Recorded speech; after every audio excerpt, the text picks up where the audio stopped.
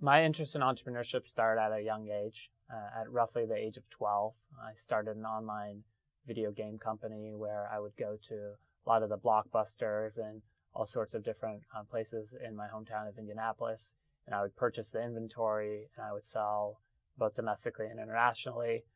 My mom would help me. My mom was the shipping department, and she would help me wrap all the games and send them away after school. And it grew into a pretty sizable business for my age, and it was my first exposure both to entrepreneurship as well as online business.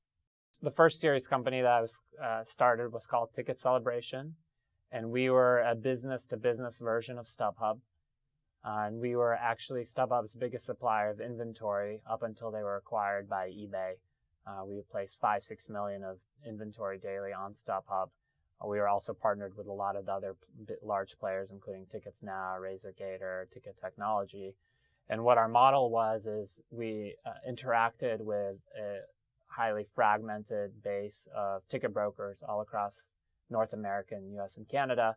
And we would aggregate that inventory, and through proprietary technology that we developed together with my co-founder, which was first my cousin and then a new CTO for my undergrad, we were able to leverage that and negotiate directly with the large players like StubHub and Tickets Now.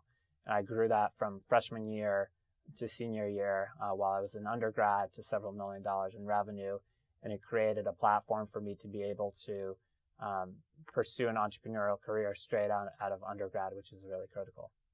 After college, I had an opportunity to invest in two different entrepreneurs that I'd known, one from my undergrad and one from a rival school, actually. And I connected them together to form a company called iSock, and I wrote a large seed investment for them and was able to transition that as the company moved from Indiana, where I'm originally from, to Silicon Valley.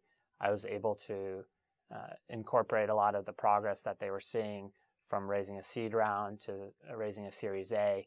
And I got to hang around the office and get to know how Silicon Valley companies are built. And that was really important for me. And that was while I was both before Tuck and straight after Tuck as well. When I first took a look and considered going to business school, I had several conversations with a couple important alumni. One alumni that really had the biggest influence on me was Eric Anderson, who's a T'12. And we had a long conversation about why the strengths and weaknesses of going to an MBA versus pursuing direct entrepreneurial path. And I gained a lot of comfort in Eric's experience, and that's where I decided that an MBA was the right path. Y+30 was a really interesting opportunity, and it's actually an opportunity that I received while I was at Dartmouth. I was a heavy contributor on a website called Quora, and I had the top answer on a question on the future of Silicon Valley. So I was connected to a pretty elite group of entrepreneurs called Y+30, which included Mark Zuckerberg, Drew Houston, the founders of Quora, founders of Facebook Gifts, Lee Linden, a lot of the top entrepreneurs in Silicon Valley. And it was a monthly meetup to discuss some of the issues that are affecting Silicon Valley, and it really helped me become connected in Silicon Valley quite quickly. So Room Hunt was a marketplace for roommates to aggregate around a specific room.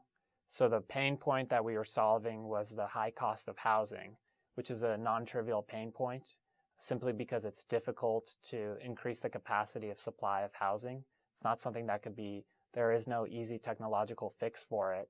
So our thesis was that if we could bring in roommates and help people find people just like them with mutual connections on Facebook and mutual affinities, we could help drive down the price of housing. As an apartment adds more bedrooms, the per unit cost gets lowered dramatically. In fact, a 3-bedroom is 42% more cost effective than a 1-bedroom across the country, regardless of the factors that you segment it by. The way that I founded Growth Technology Partners with my partner Sam was we saw a big pain point and a big disconnect between Wall Street and Silicon Valley.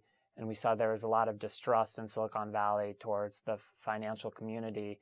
And we wanted to create a service that was catered around the needs of late-stage startups and private companies as they were starting to stay private longer, and as founders continue to play a larger role versus traditionally being replaced by professional managers, we saw an opportunity to partner with founders and help them as they transition from a late-stage company into a public entity. My plans for the future are very much in growth technology partners. It's a position that I see myself being in for 10, 20 years. Always have really interesting opportunities to be involved in projects, whether on the board or as an investor. I'll continue to dabble in several projects that I personally have an affinity for. But in terms of my full-time career paths, I don't see myself doing anything outside of growth technology partners in the future. The advice I have for anyone looking down the entrepreneurship field is to be mentored and find the top entrepreneurs that you could work on, whether that means taking a pay cut, whether that means taking lower equity, go in and spend 1 to 3 years under somebody that has a lot of experience, ideally a serial entrepreneur that has a track record, that looks at every business as a system, and go put in your time, create a lot of value for the entrepreneur. You'll find that entrepreneur is likely to fund you in the future, but more importantly, you'll be able to leverage a lot of the experience that entrepreneur has had over many years.